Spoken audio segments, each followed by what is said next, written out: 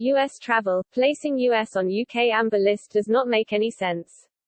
U.S. Travel Association President and CEO Roger Dow issued the following statement on today's release of the UK's traffic light system for international travel.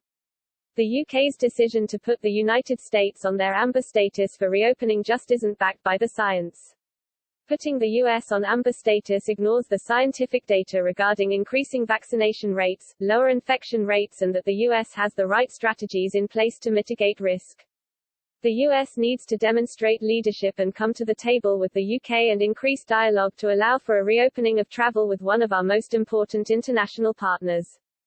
The U.S. economy will lose $262 billion and 1.1 million jobs if its borders remain shut, and putting a roadmap and timelines forward to quickly create a US-UK travel corridor would be low risk for both countries and high reward economically.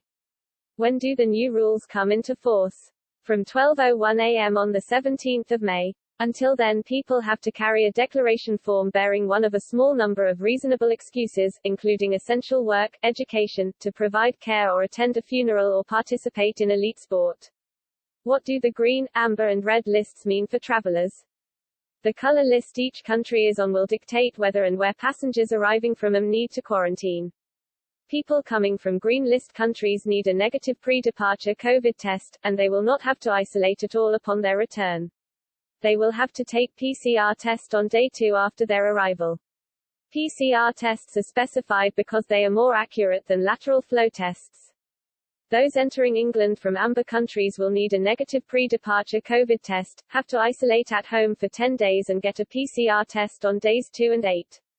They can still use the test to release system on day 5, a negative test result meaning they can end their quarantine immediately. Travelers arriving from red list countries will need a negative pre-departure COVID test, undergo managed quarantine at a hotel for 10 days that cannot be cut short, and get a PCR test on days 2 and 8.